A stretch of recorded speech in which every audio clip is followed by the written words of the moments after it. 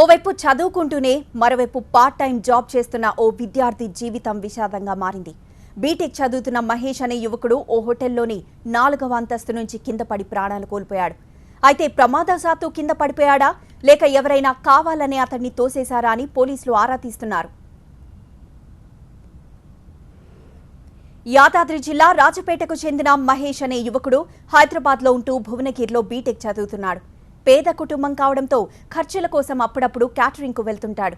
అయితే గురువారం సుచిత్ర సెంటర్ దగ్గర ఉన్న సురభి హోటల్కు క్యాటరింగ్కు వెళ్లి 4వ అంతస్తు నుంచి కింద పడి మృతి చెందాడు.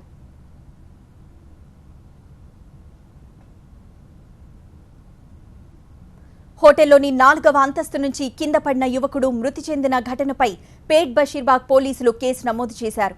అయితే ప్రమాదవశాత్తు కింద పడిపోయాడా లేదా ఎవరైనా కావాలని అక్కడి నుంచి తోసేశారా అనే కోణంలో దర్యాప్తు చేస్తున్నారు.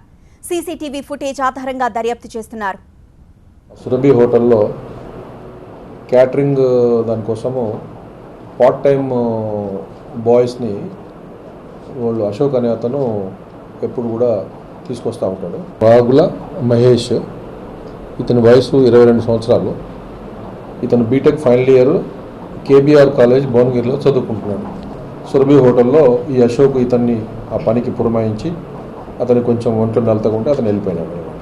అయితే మధ్యాహ్నం ఒక 150 మెంబర్స్ది 4th ఫ్లోర్లో బ్యాంక్వెట్ హాల్లో లంచ్ బఫే ఉండింది. దాంట్లో వీళ్ళు ఈ 6 మంది పిల్లలు అక్కడ ఈ క్యాటరింగ్ సర్వీస్ చేసి ఆ లంచ్ మొత్తం అయిపోయిన తర్వాత ప్లేట్లు, ఆ క్యాటరింగ్ తీసుకొచ్చిన ప్లేట్లు అవన్నీ కూడా ఆ పైనుంచి మళ్ళీ కిందికి తీసుకొచ్చే క్రమంలో సర్వీస్ లిఫ్ట్ ఒకటి ఉంది బయట.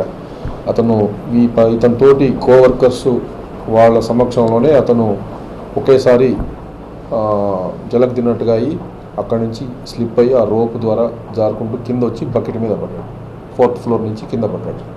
కాజ్ ఆఫ్ డెత్ అది ఎలా జరిగింది, ఏమైనా దాంట్లో ఈ ఎలక్ట్రిక్ షార్ట్ సర్క్యూట్ ఏమైనా అయిందా, అతను పడటానికి సడన్గా అక్కడి నుంచి పడటానికి గల కారణం ఏమిటి అనే దాని మీద కూడా మేము విచారణ చేస్తున్నాము.